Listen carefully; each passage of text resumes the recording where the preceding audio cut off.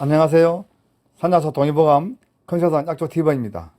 오늘은 여러분들이 집에서 달여 먹거나 약수를 담으실 때 그 양을 얼마큼 넣어서 사용하십니까? 물 1리터 기준입니다. 즉 말라진 잎 종류는 약 10g 정도를 넣으면 좋습니다. 10g 하면 아마 전자적으로 없는 사람은 잘 모르잖아요. 보통 여러분들 아마 한 줌 정도 되죠.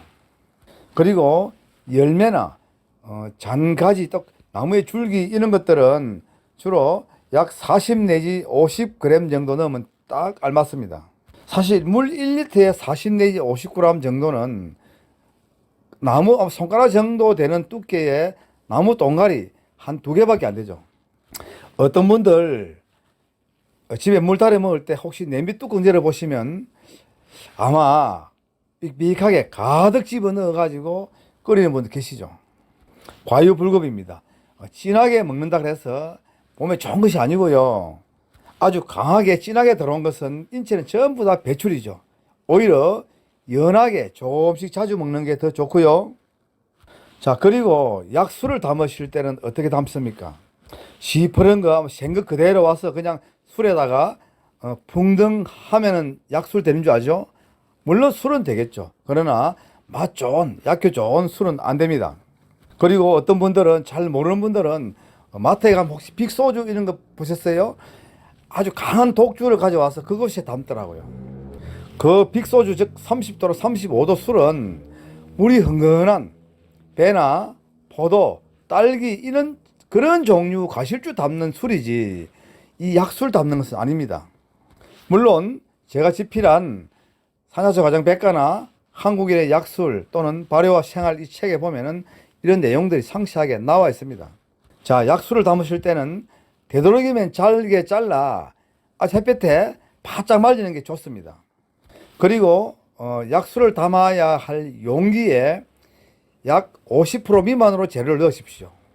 어떤 분들은 통에 사실 삑삑해서 재료가 다 들어가지 않을 만큼 가득 채워놓은 분 있더라고요. 옳지 않습니다. 약술을 담는 것도 사실 우리가 음식을 만드는 거나 똑같습니다. 된장국 우리 집에 끓일 때 맛있다라고 해서 된장 한 바가지 집어넣고 물 좀 부어 끓이면 과연 먹겠습니까? 사실 맛있는 된장국 끓이려고 하면은 반드시 거기에 들어가는 재료도 적당하게 알맞게 넣어서 사용했을 때 가장 좋은 맛이 나는 거죠. 바로 술을 담는 것도 똑같습니다. 자, 제가 얼마 넣으라고 했죠? 생것 종류를 만약에 넣는다 그러면은 약 50% 정도고요. 그리고 잘게 썰어서 아주 바짝 말라진 우리 한약재 같은 거 그런 재료를 갖다 술을 담는다면은 용기에 약 30%만 넣으십시오. 그리고 술은 완전히 즉 말라진 재료를 가지고 술을 담을 때는 20도 전후가 알맞습니다. 건재, 즉 우리가 껍질만 벗겨 가지고 잘게 자르지 않고 그냥 말리는 거 있죠. 백소나 뭐 도라지, 잔대 이런 것들은 약 20도에서 25도 정도면 충분하고요. 그리고 센 거 제가 좀 전에 말씀드렸죠. 물이 흥건한 포도나 딸기, 뭐 배 이런 걸 가지고 술을 담을 때는 물이 나와서 희석되기 때문에 약 30도 정도 알맞습니다. 그리고 동물류, 뱀이나 진해, 뭐 소 눈깔 이런 걸 가지고 술을 담을 때는 약 35도 정도 알맞고요. 이렇듯 술도 재료의 즉 수분의 함유량에 따라서 몇 도로 쓸 건지를 정해서 술을 담는 것이지 아무거나 소나 개나 무조건 35도나 30도에 풍덩 해버리면 나중에 독해서 잘 못 먹습니다. 물론 재료의 양도 알맞게 들어가야 되고 바탕 술의 도수도 알맞은 것으로 사용하실 때 가장 술이 맛있는 술 되죠. 정말 맛 좋다. 한 잔 먹고 나면은 고개가 앞을 끄덕끄덕 흔들리면서 한 잔 더 없나라고 이런 소리가 나올 정도 되어야 되는데 사실 아마 보통 초보자들이 약술 담아놓은 거 보면은 한 잔 먹고 나면은 한 잔 더 줄까로 하면은 대부분의 사람들이 고개를 옆으로 절레절레 흔들면서 아니 나는 그냥 생소주 먹을래 이런 얘기를 하는 분들이 엄청 많이 있죠. 즉 음식을 만들어 내가 줬는데 그 음식이 맛이 너무 없어서 안 먹으려고 하는 겁니다. 자, 나도 잘 안 먹고 우리 집에 온 손님에게 한 잔 줘도 먹지 않으려고 하는 그런 술 왜 담습니까? 그리고 제가 탕제포로 달일 때는 물 1리터 규정겠죠.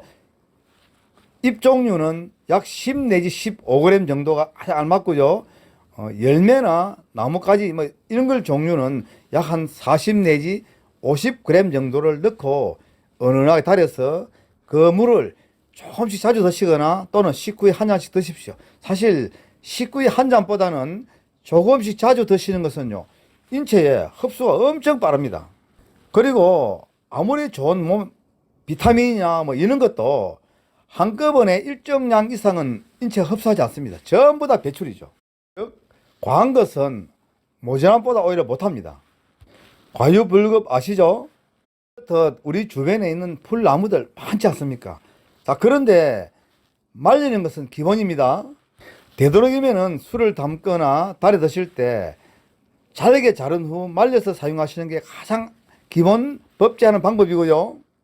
아니면은 쪄서 말리거나 덮어서 말리거나 아니면 소금물에 우려놨다가 말리거나 반드시 최종은 말려 사용하는 겁니다.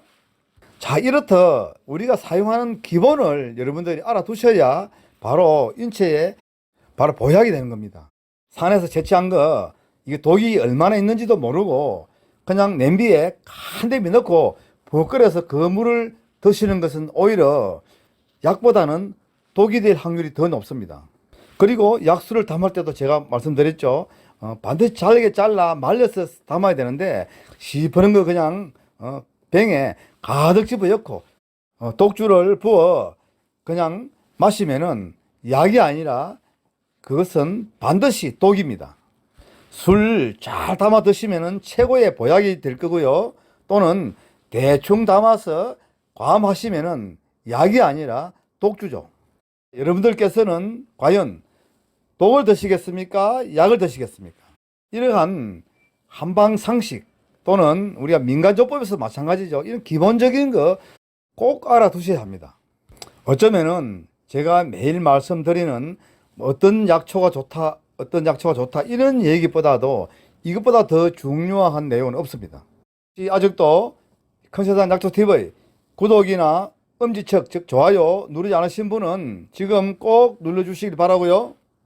이렇게 상세하게 설명해도 잘 모르시는 분은 제가 집필한 산야초 가정백과나 한국인의 약술, 발효와 생활 이 책을 구입해 보십시오. 그 책에 웬만한 건 다 나와 있습니다. 약술도 마찬가지고요. 어떻게 하면은 맛 좋고 약효 풍부한 그런 약술을 담을 건지 여러분들 아마 고민해 보셨어요? 이 책에 다 나와 있습니다. 그리고 발효와 생활도 마찬가지고요. 효소 잘 못 담는 분도 이 발효와 생활 책 가져가서 한번 보시면 아주 쉬운 내용으로 누구라도 알 수 있게 편집되어 있죠. 자, 이렇듯 우리 주변에는 풀나무 사실 어떤 것을 사용하는 것이 좋느냐 보다도 어떻게 사용하느냐가 더 중요하겠죠. 여러분들 잘 활용하시어 모두 건강하십시오.